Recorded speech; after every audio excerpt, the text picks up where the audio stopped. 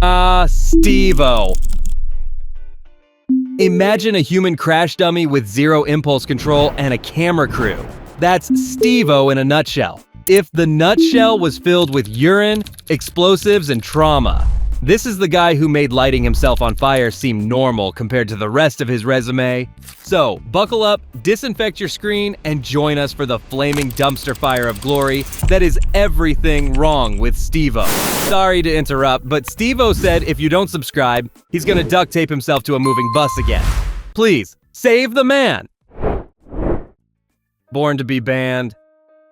Before he became the human crash test dummy of our nightmares, SteveO was just a regular kid named Stephen Glover, born in England in 1974, because apparently even chaos needs a passport. Raised in multiple countries thanks to his dad's corporate job, SteveO's childhood was basically a speed run through airport security and cultural confusion. Eventually, he landed in clown college. Yes, actual clown college. Because a traditional education just didn't offer enough opportunities to launch yourself out of canon. His big break came when he joined the degenerates of Jackass, MTV's gift to emergency rooms and liability waivers. With zero fear and even less shame, SteveO quickly became the franchise's designated guy most likely to voluntarily lose a tooth on camera. He didn't just push boundaries, he drop-kicked them while chugging hot sauce. From vomiting on command to turning his body into a living canvas of bad decisions. SteveO has spent decades doing the kind of things your mom warned you about while you were still in the womb. And somehow, we still kept watching. Walking billboard of narcissism. When your entire personality is, look at me, I'm insane. It only makes sense to memorialize your own face across your back like it's a presidential portrait. SteveO didn't just get a tattoo. He went full Renaissance painter on his spinal column. It's a massive image of himself, grinning like he just won a prize for worst impulse control, complete with the phrase, "Yeah, dude," because subtlety is for people with day jobs. Most people get tattoos to honor loved ones, pets, or personal milestones. SteveO got one to honor SteveO. He literally branded himself with himself, like his back was worried it might forget who it belonged to. The placement is perfect too, right where he can't see it, but everyone else can. It's the world's most permanent cry for attention, and he loves showing it off like it's the Sistine Chapel of self-absorption. Somewhere, a tattoo artist is still icing their wrist after this ego marathon. Modesty? Never heard of her. But self-promotion? Oh, he's got that inked literally. Wasabi, but make it snortable. There are bad ideas, and then there's SteveO with a plate of wasabi and a death wish for his nasal cavity. While appearing on a Japanese game show, where normal celebrities politely answer questions or sing karaoke, SteveO decided to snort a line of wasabi like it was powdered courage. And not a small one. A full sushi bar special size line, because why merely entertain when you can chemically assault your own face? The results were immediate. Tears, convulsions, probably a minor spiritual awakening. His nose practically filed a workplace injury report. Somewhere, a Japanese host screamed internally while the camera crew wondered if they were filming a prank or a medical emergency. And SteveO? He took it like a champ who mistook mucosal agony for career advancement. It wasn't a skit. It wasn't even a dare. It was just another Wednesday in the world of, what can I put in my body that doesn't belong there? Bravo, SteveO! You took a sushi topping and turned it into a public health warning. The Human Bulletin Board. Staplers are originally invented for paper, but SteveO determined to change that. In one of his most horrifying, please arrest me moments, SteveO took the stage at a Louisiana nightclub in 2002 and decided to staple his scrotum to his leg. Now guys, unfortunately we can't show the footage, but if you type in www.google.com, you will come a long way. So yeah, that's right. He turned a standard office supply into a medieval torture device in front of a live, probably drunk audience. This wasn't just performance art gone wrong. This was performance art gone insane. Naturally, he was arrested, because even in Louisiana, where Mardi Gras exists, there are apparently still limits. A police report was filed, a mugshot was taken, and somewhere a poor cop had to write the words testicular stapling on an official document while questioning every career decision that led to that moment. The most insane part?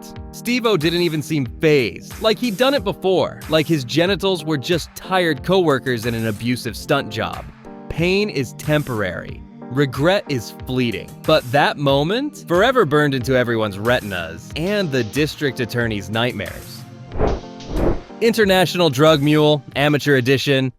While most travelers try to avoid even eye contact with customs agents, SteveO was out here playing Narcos, Clown College Edition.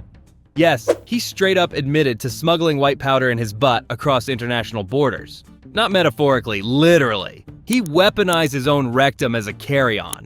Because when you're already risking your dignity on national television, what's a little federal crime between cavities, right? It wasn't just once, this was a recurring strategy, like he was applying for a loyalty card with Border Patrol. And the man talks about it openly, like he's proud. Oh yeah, I used to traffic coke up my butt. Anyway, wanna see me staple my face? Let's be clear. SteveO didn't just break the law, he body slammed it while hiding narcotics in places we don't want to think about. Good for you, SteveO. Bridge dive to nowhere.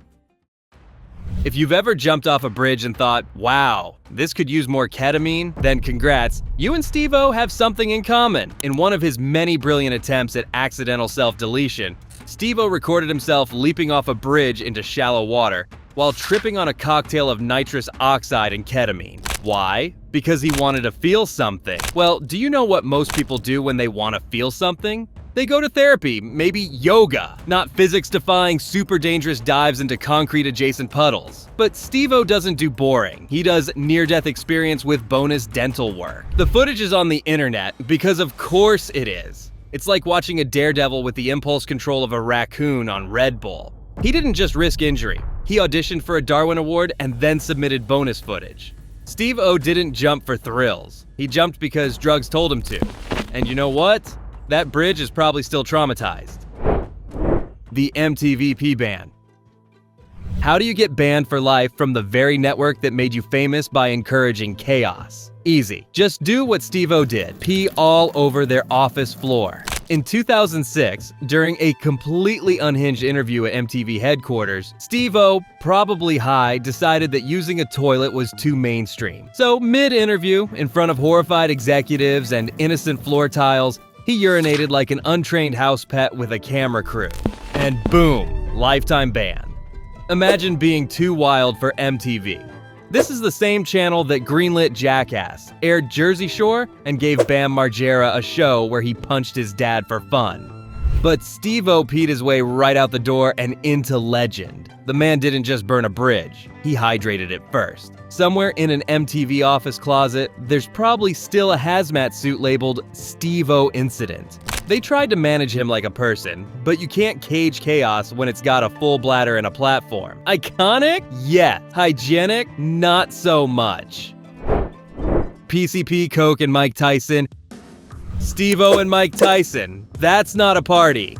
That's a headline waiting to happen. According to SteveO himself, he once went on a multi-day drug bender involving Coke laced with PCP, and Mike freaking Tyson was there. This isn't just reckless, it's a deleted scene from a hangover movie written by a man on fire. Let's review. Coke, bad idea. PCP, worse idea. Mixing them, that's Darwinism. Doing all that with a former heavyweight champ who bit off someone's ear? That's a cry for help. Somehow they both survived the weekend, but the fact that SteveO lived to tell the story is either proof of miracles or that natural selection just gave up. You know it's serious when Mike Tyson is the most stable person in the room. This wasn't a bonding experience. It was two chaotic forces colliding in a cloud of regret and pharmaceutical-grade doom.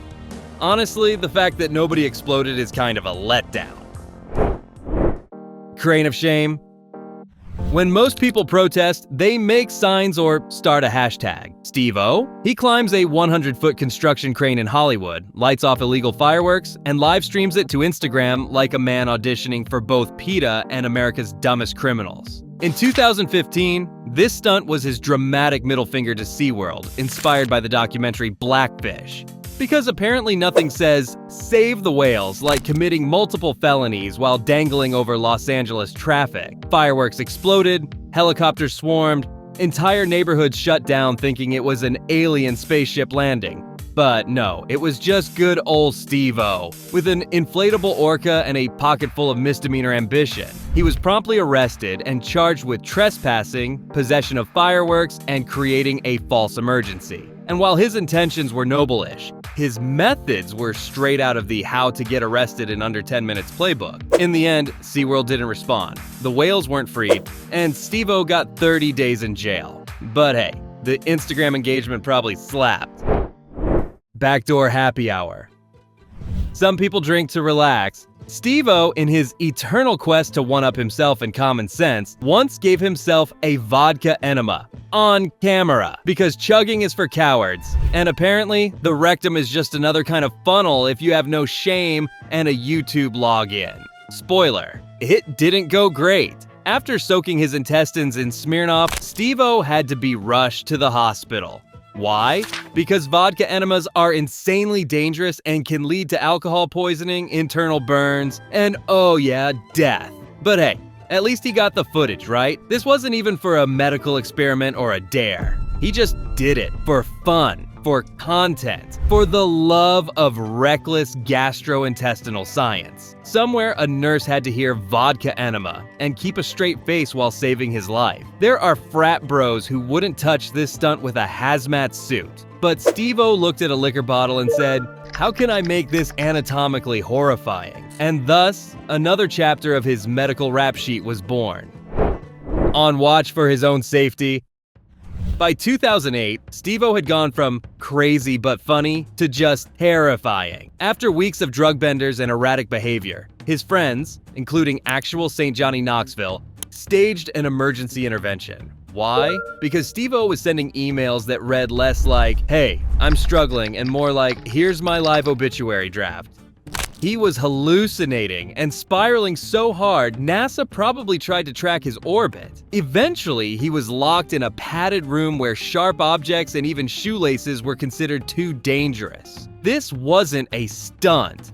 This was rock bottom with flashing neon signs. And yet, true to form, he later talked about it publicly, turning his breakdown into part of his redemption arc. But at the time, it was heartbreaking. Nobody was laughing. The man who once snorted wasabi and jumped off bridges had become a danger to himself without a camera rolling. Sobriety eventually saved him. But in 2008, SteveO wasn't living. He was barely surviving, and the world finally had to take him seriously. The wrong kind of drink. Just when you thought the line was drawn, SteveO drinks it, repeatedly, with enthusiasm. Yes, in his memoir, SteveO proudly admits that he's consumed his own urine. Not once, not twice, but multiple times. Sometimes on camera, sometimes off. Because apparently, hydration is a suggestion and dignity is optional. The first time, you might say it was a dare. The second, a desperate joke. By the third, it's a lifestyle. He didn't even seem grossed out. He described it like he was reviewing a fine wine. Hints of Mountain Dew with an undertone of regret. This isn't just shock humor. It's SteveO actively competing with goats for least selective diet. Most people have lines they won't cross. SteveO drank his line, then refilled the glass. The man has ingested more bodily fluids on camera than a medical documentary narrated by Dr. Oz. And the worst part? He laughed through it all. Because to SteveO, what's personal hygiene when you have ratings? Somewhere Bear Grylls just tipped his hat in exhausted respect. The porta potty plunge of doom. Ever wonder what happens when you mix gravity, bodily fluids, and absolutely no shame? Enter the poo bungee. In one of the most cursed Jackass stunts ever conceived, SteveO got strapped into a porta potty and launched into the sky via bungee cord while it was full. Yes, as in not empty, as in sloshy. And just to really cement the trauma, he proceeded to vomit midair as the contents of the toilet exploded around him like Satan's confetti. It's the kind of footage that requires a palate cleanser and a priest. Imagine being the poor crew member who had to secure that harness. OSHA would have retired on the spot. This wasn't a prank, it was a human rights violation filmed in slow motion. SteveO didn't just risk injury. He risked biohazard exposure and whatever bacteria live exclusively in mobile toilets from hell. Watching it feels like a dare. Rewatching it feels like a felony. And SteveO, he laughed through the whole thing like he was on a water ride at Satan's theme park. Hair today, beard tomorrow? Some people get creative with facial hair. SteveO, he created a DIY nightmare by shaving off every single tuft of hair from his own body, including the pubic zone, and gluing it onto his friend's face. Yup, you heard that right.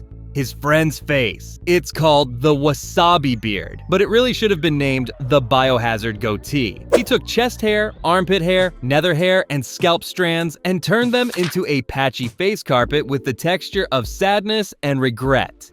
The friend in question. Pontius, of course, who just sat there like he was waiting for dignity to come back from vacation. It's a beard only a rash could love. This stunt combined arts and crafts with epidemiology in the worst way possible. Somewhere, a dermatologist lost their license in protest. SteveO didn't just gross us out. He taught an entire generation that nothing is sacred, not even the follicles. Viewer discretion? Too late. Too clown for clown school. Getting rejected from clown college is like being told you're too loud for a metal concert. But SteveO, overachiever of chaos that he is, somehow managed it. He attended the legendary Ringling Bros and Barnum and Bailey Clown College because apparently launching yourself out of cannons requires a diploma. But even there, among jugglers and pie throwers, he was just too much. Reports suggest he was let go for being too wild, too unpredictable, and too much of a liability. Which, coming from literal circus professionals, is hilariously concerning. Imagine a school where balloon animals are standard curriculum saying, you know what, this guy's gonna ruin everything. His classmates were probably like, I just wanted to learn unicycles, not staple my spleen to a poodle. Now, clown college isn't exactly Harvard, but SteveO didn't drop out. He got evicted from the circus. Tattoo roulette, off-road edition. Because tattoos aren't dangerous enough when you're sober, stationary, and supervised, SteveO decided to up the ante by getting one while riding in a moving off-road vehicle. Yep, he filmed himself getting inked while bouncing violently around in a speeding Jeep. The result? A wildly shaky, unreadable mess on his arm that looks like it was drawn by a toddler on a trampoline. Was there a design plan? A concept? Any thought at all? Absolutely not. It was just, let's see what happens when ink meets chaos. And what happened was permanent, painful, and gloriously idiotic. The tattoo artist, bless their soul, did their best while being launched like a piñata across the desert. This wasn't art. This was vehicular skin vandalism. He could have just waited, gone to a shop, used a table, but no, that's for normies. SteveO wanted to immortalize a bad idea while executing it. The Great Eyebrow Sacrifice. Some people raise eyebrows. SteveO burns them, literally. In one of his classic, "How is this legal?" moments, he lit his own face on fire. On purpose, as a prank, because nothing says good idea like turning your head into a live-action firework. And sure enough, his eyebrows paid the ultimate price, vanishing in a puff of idiocy and smoke. The worst part, he laughed through it. This wasn't a mistake, it was the plan. He doused himself in flammable material like it was aftershave, held a lighter to his own face, and boom, Mr. Clean meets human candle. Eyebrows gone, sanity questionable. Somewhere, a fire marshal fainted. It wasn't even for a TV show, it was just Tuesday. SteveO doesn't fear consequences, he fears boredom. And so, in the name of fun, he turned his forehead into a barbecue pit. The man didn't lose his mind, he charbroiled it. And the lesson here? If you ever wonder what separates a stunt from an accident, ask SteveO. Then duck. Airport security nightmare. If there's one place you don't want to test boundaries, it's the TSA line. But SteveO, champion of what's the worst that could happen, decided to stroll through Los Angeles International Airport with a stun gun, because clearly airport security loves surprises. He was detained, questioned, and probably side-eyed so hard his soul felt it. To be fair, it was a cool-looking stun gun, but also illegal. Which is kind of important when you're in an airport, aka the most tightly regulated place this side of a nuclear facility. His excuse? Probably something between "it's just for fun" and "oops, I forgot it was in my bag next to the leftover fireworks" and regret. And once again, SteveO turned an everyday event, like catching a flight, into a felony flirtation. The man doesn't just travel, he terrorizes terminals. Somewhere, a TSA agent had to explain to their supervisor why a famous man with a history of lighting his body on fire was now holding a weapon. Spoiler, they were not amused. Billboard Blaze of Glory. In 2020, while most of us were just trying to stay alive and find toilet paper, SteveO taped himself to a billboard in Los Angeles and lit fireworks strapped to his body. Not metaphorically, literally. He duct taped himself high above traffic, surrounded by explosives, in broad daylight to promote his comedy special, because flyers and social media ads are for amateurs.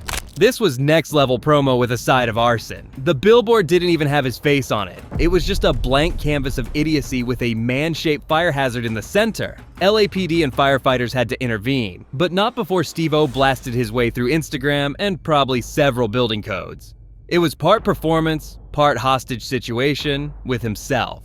And of course, he filmed the whole thing like a pyromaniac Michelangelo unveiling his latest masterpiece. Nobody got hurt. The city didn't burn down. But the message was clear. SteveO will risk death for a retweet. And we watched it like moths to a flaming, screaming billboard. The tongue taser tango? Let's talk about tasers. Most people avoid them. But SteveO? Well, he aims for the tongue. During one of his many "I dare my nerve endings to feel again" experiments, he took a stun gun directly to the mouth muscle. The result? Instant regret, audible screaming, and one very confused nervous system. How big is Tim's dick? I don't know. This wasn't peer pressure. This wasn't a skit. This was SteveO staring at a taser thinking, "You know what would make this worse?" And then zapping his tongue like it owed him rent. The pain? Off the charts. The point? Unclear. Science? Maybe. YouTube views? Definitely. But mainly, it was just another Tuesday in the long saga of SteveO versus his own body. The man basically played tongue Russian roulette with a battery pack and filmed it for likes. Somewhere, an actual scientist cried. He could have done a TED Talk on brain damage. Instead, he tasered his taste buds and called it content. It's not just pain, it's brand identity. And his tongue? Probably still filing complaints with HR. Lord of the Trash Realm. SteveO once proudly declared himself the king of the bottom feeders, and frankly, he's not wrong. The man has made a career out of weaponizing garbage, trauma, and bodily harm, and somehow turned it into iconic branding. He's the Evel Knievel of excrement, the Picasso of puke. His body is less a temple and more a condemned amusement park where every ride ends in a lawsuit, and he knows it. That's the wild part. SteveO is completely self-aware. He has said on record that he exists to do the stunts others are too afraid, too sane, or too insured to try. And while that honesty is weirdly admirable, it also feels like watching a man gleefully juggle chainsaws while screaming, "This is my calling." He's not trying to be classy. He's not trying to be safe. He's trying to be unforgettable. Even if that means launching himself into a cactus patch or setting his hair on fire in front of a preschool. Trashy? Yes. Legendary? Also. Yes. Bottom feeder? No doubt. But he's our bottom feeder. And there you have it. SteveO may be a walking hazard sign, but you've got to respect a guy who turned pain, puke, and poor decisions into a full-blown legacy. What do you think of SteveO? Let me know down below. Thanks for watching, and see you in the next video.